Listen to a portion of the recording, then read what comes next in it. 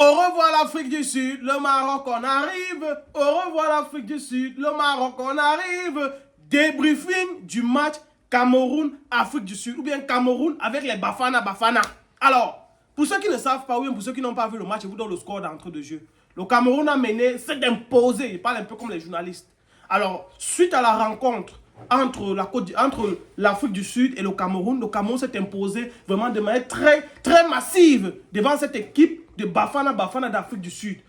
Le score, c'est 2-1. C'est-à-dire que quoi? Le Cameroun a mené 2 et l'Afrique du Sud a mis seulement un but. Alors, pour ceux qui veulent savoir quand est-ce qu'on a marqué les 2 buts, le premier but du Cameroun a été marqué au moment de la première mi-temps. Avant la première mi-temps, c'est-à-dire à la première mi-temps, donc à la première période.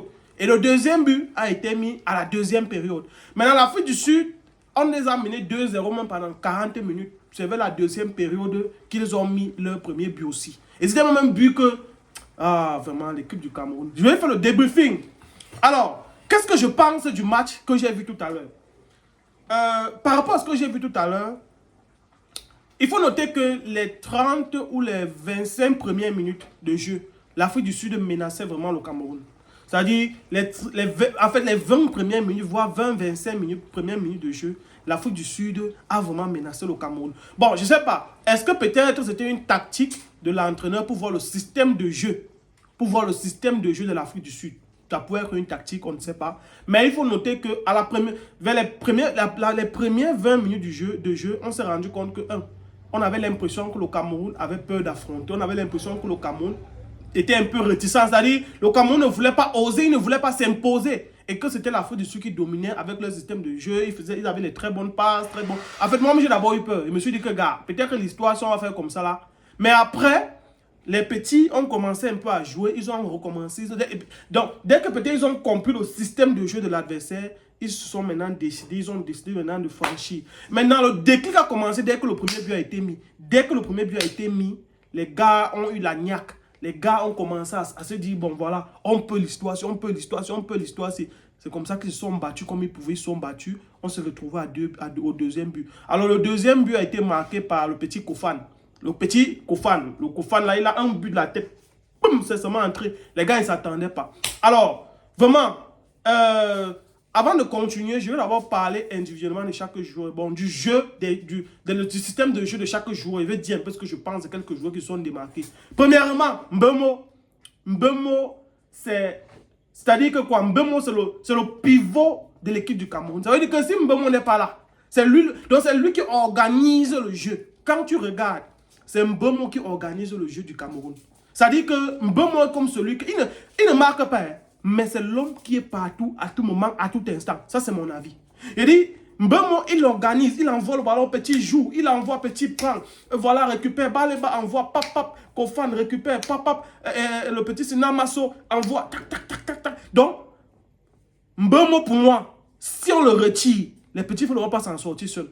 Mbeumo est celui, pour moi, que dans cette équipe-là, c'est lui qui organise tous les petits là. C'est-à-dire que rien que seulement d'avoir le nom et le fait qu'il soit ancien, les petits lui donnent son respect. Et si dit aux petits qu'on monte, les petits là montent. Maintenant, Baleba aussi, Baleba là, le seul problème que j'ai avec toi, Baleba, c'est que si tu es gaucher, vraiment, il faut apprendre à jouer avec le pied droit. Parce que tu peux pas être là, tu es face au goal, tu as le ballon. C'est vrai que peut-être sur ton pied droit, c'est vrai que si tu es gaucher, apprends aussi à jouer avec le pied droit. Mais sinon, le jeu de Baleba est impeccable. Impeccable. Jeu impeccable. C'est-à-dire que Baleba est toujours là. Tac. Coordination avec Mbeumo. Les gars sont là. Tac. Namasso, moi, je te reproche presque rien.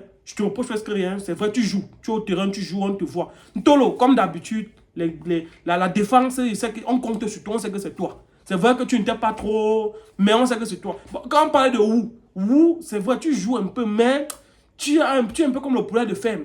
C'est-à-dire, poulet de ferme, change un peu ça, sois un peu vif. C'est la même chose que Kofan, les poulets de ferme. C'est-à-dire, les gens que...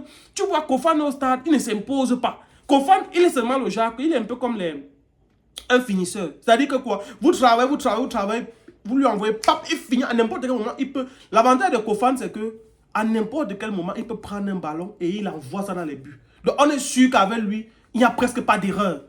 Mais le problème, c'est qu'au niveau du jeu, tu sens que Kofan n'est pas encore trop mature. C'est-à-dire qu'il ne s'impose pas encore suffisamment. Tu sens qu'il panique, il y a encore de l'hésitation, il y a encore la peur de voir que les grands frères ici. Je ne sais pas si vous comprenez un peu. Mais sinon, Kofan, c'est quelqu'un que dès qu'il va acquérir sa maturité dans le jeu. Dès qu'il sera mature dans le jeu, ce sera un monstre seulement. L'équipe du Cameroun qu'on a devant nous aussi. Si on continue à travailler avec eux, à jouer avec eux comme on joue là.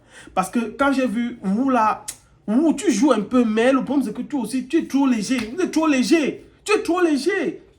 Il y a qui Basogo n'a pas joué. Basogo, toi-même tu as vu que tu n'avais pas le niveau aussi. Moi, je vais dire, à vous les anciens joueurs là, les Onana, les Koundé Malon, les Ngande, c'est vrai, vous avez joué.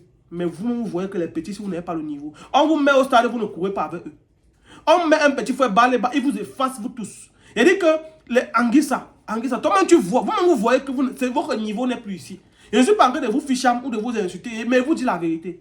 Anguissa, Ngande, Koundé Malon, tous ces gars-là, Onana, maintenant il veut parler d'un là. Epassi, méfie-toi. Parce que toi là, Epassi c'est quelqu'un qu'on n'a jamais su avec lui.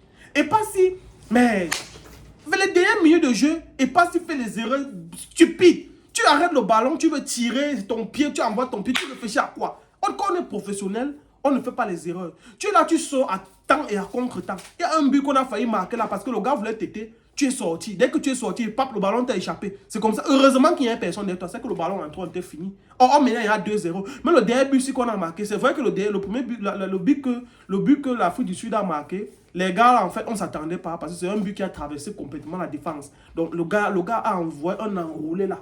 Le jeu d'enroulé que, tac, devant les filets, il ne s'attendait pas. Mais je dis, et pas si tu dois encore revoir ta façon de jouer. C'est mon avis, hein. Je dis ce que je vois. Tu n'es pas... Tu joues, mais on sent un peu de l'hésitation, ou c'est la peur, ou c'est quoi, ou c'est que tu es un peu... En fait, tu n'es pas appliqué, voilà, dans ton jeu. Ça, c'est mon avis. Et pas s'il n'est pas très appliqué dans son jeu. Et pas s'il joue, mais ce n'est pas vraiment ça. Il joue, il se bat bien, mais il y a encore des choses à refaire. Maintenant, le coach, moi, je dis toujours, le coach qu'on a là, Pagou, le père Pagou, père David Pagou, c'est le coach de Dieu. Moi, il appelle que le coach Nagod. C'est-à-dire que c'est le coach Nagod. C'est le genre de coach que, gars, le Cameroun était dans le noir depuis longtemps. Depuis qu'on n'avait pas le père là, on était dans le noir, on ne savait même pas où on partait. Parce que vous êtes d'accord avec moi que depuis que le père là est entré dans l'équipe du Cameroun, voilà comment l'équipe est jouée, ça fonctionne comme ça. Il n'y a personne qui va dire que je suis au-dessus de tel, je suis devant tel. Non. Et Taïon, toi tu as vu que la dernière fois tu as fait les erreurs, on ne peut pas te mettre. Et Taïon, toi-même tu as vu. La dernière fois tu as vu comment tu as joué avec le ballon, on te donne le ballon, tu es devant le goal, on dit que tu as vu comment le petit là, le petit sud-africain là envoie le ballon. Dès qu'on a envoyé, le gars m'a mis le talon. Donc extérieur c'est intérieur, extérieur là. Talon extérieur, on va dans les filets. Toi on t'a donné le ballon la dernière fois, on ne sait pas ce que tu as fait avec. Tu as vu que tu n'avais pas ta place, il faut qu'on te sanctionne comme ça. C'est vrai que tu te bats, mais tu as vu que tu as fait une faute grave. On te mettait ici. Et moi aussi, l'équipe du Cameroun, ils ont perdu beaucoup de ballons. Je dis, les Camerounais perdent les ballons que tu te demandes que mais les gars, c'est font mon copain. Mais sinon, dans l'ensemble, le jeu n'était pas mal. La seule chose, l'une des choses qui m'a encore énervé, et que je vais encore revenir sur ça, c'est vers les dernières minutes, c'est-à-dire vers les 10 dernières minutes de jeu là. C'est-à-dire, les gars jouent bien après la 20e minute jusqu'à moins de 10 minutes de jeu. Les gars d'aiment seulement. C'est-à-dire que, mais... Tu te poses la question que les Camerounais ils sont comment? Les gars jouent bien. À partir de la 20e minute, ils jouent bien. Tu vois, on me pose bien. Mais c'est comme si quand on dit arrête de jouer ou bien moins quelques 5-10 minutes de jeu là, pour finir là. Les gars commencent seulement à faire comme s'ils sont seulement. Le système de jeu change. Les gars jouent seulement comme si on est. Donc comme des automates.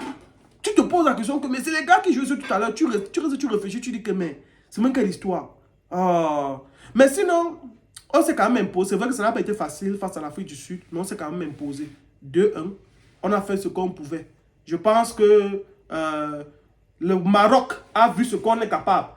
Ils ont vu de quoi on est capable. Et que les autres équipes là, parce que là maintenant c'est en quart de finale que nous sommes en train de partir. Le Maroc, préparez-vous. Vous avez vu que d'abord votre match n'a pas été facile. Ça n'a pas été facile pour vous. Donc imaginez, nous vous mangez. Vous avez vu comment on mange. On mange quoi là? Vous avez vu comment on mange le shawarma? On mange comme le shawarma avec la sauce sur ça bien. Donc faites les... Et vous étiez en train de nous supporter au stade. J'ai vu les joueurs, les supporters marocains avec le drapeau camerounais. Faites attention. Il ne faut pas qu'on se gâte là-bas. Oui, il ne faut pas qu'on se gâte. Voilà. Donc, dites ce que vous pensez en commentaire. Si vous estimez que vous avez vu le match comme moi, ce que j'ai dit là, Bien, la façon que j'explique le match, c'est comme un profane. Moi, je ne suis pas un adepte du football. Je ne suis pas moi fort au foot. Moi, je dis seulement comme je vois. Comme je ne suis pas un terme technique. Je ne suis pas un habitué du football. Je dis seulement ce que j'ai vu. Ce que je ressens. Je dis ce que je parle. Dites ce que vous pensez en commentaire. À très bientôt. Ciao, ciao.